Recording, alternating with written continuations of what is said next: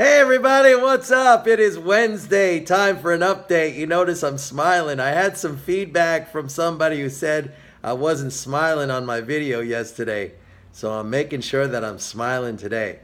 All right, I want to talk about a couple of things. I want to talk first about the EIA, the Energy Information Administration's weekly petroleum status report. I sent out an email to MMT Trader subscribers, so make sure you get that. As I do every Wednesday, the full breakdown of that report. And I have to admit, that was a little bit of a confusing report today.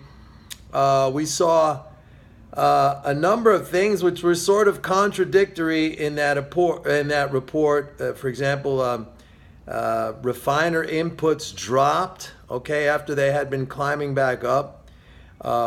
The gasoline demand for the week went down, although the 4-week average, if you look at it year over year, that's up at the highest positive year over year differential in a year. Okay, so gasoline demand is coming back. But to me, the most important component or the most important, clue in that report was refiner inputs. They're just way too low. They have to come back. And it's going to be, I think, week after week after week, you're going to see that thing climb back to pre-hurricane levels. And most likely, the hurricanes are still having an effect on the overall oil situation. Anyway, it's in the email. Now, I want to talk about something because somebody posted up a comment here. I guess it was in response to, my video that I did about how a sovereign currency issuer cannot become insolvent. And they said, well, what about Venezuela, huh? What about Venezuela? And folks, this is not meant to pick on anybody.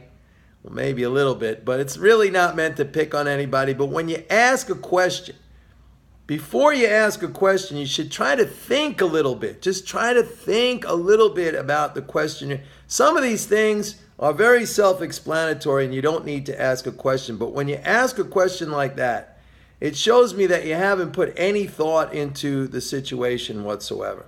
All right. The thing about Venezuela and the error that you would make if you compare Venezuela to, let's say, the United States or Japan or Britain or Canada, is that Venezuela is one of these countries. A friend of mine coined the phrase "a dollar zombie," which I think is a great phrase. Venezuela is a dollar zombie country. What is a dollar zombie country? Basically, they have to have two requirements. One is they usually have one main product or export, all right? And in case of Venezuela, it was oil. And I shouldn't say they only have one. I mean, it was a very wealthy country way back when. It was the wealthiest country in Latin America, but they decided to focus on their one thing that they had, oil, and just send it out to foreigners, export it. The other thing, and the main thing, so that they didn't diversify their economy, they relied on one product, all right?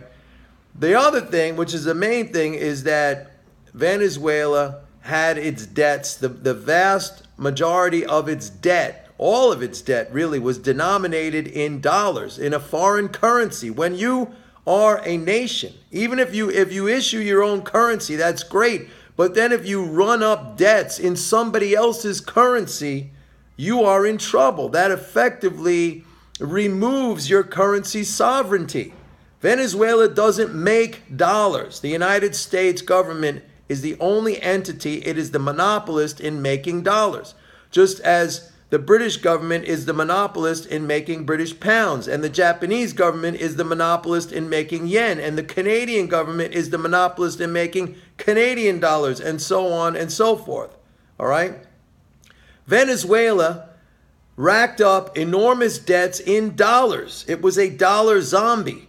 And when it does that, it effectively negates its currency sovereignty. All right? So what happened? Venezuela relied on one product, oil, which it shipped away to the rest of the world, and it was going great when oil prices were high, and it was making all this money in dollars, and then it borrowed even more in dollars. And then when oil prices fell, what happened?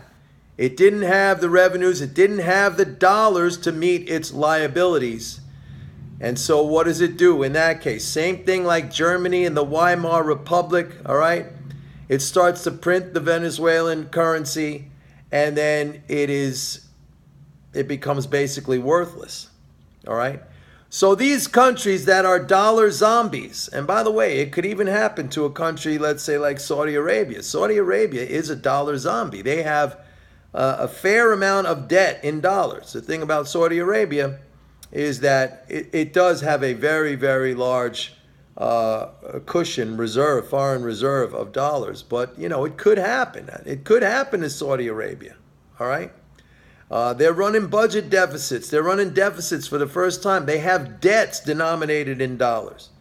So you have to think about these things before you ask these questions. If a nation has its debt denominated in some other currency other than its own, then yes, it becomes exactly like me or you or a state within the United States or any entity that is not a currency issuer. And even if it is a currency issuer, as in the case of Venezuela, it did this stupid thing of racking up a whole bunch of debt in another currency. That's also been the history with countries like Argentina.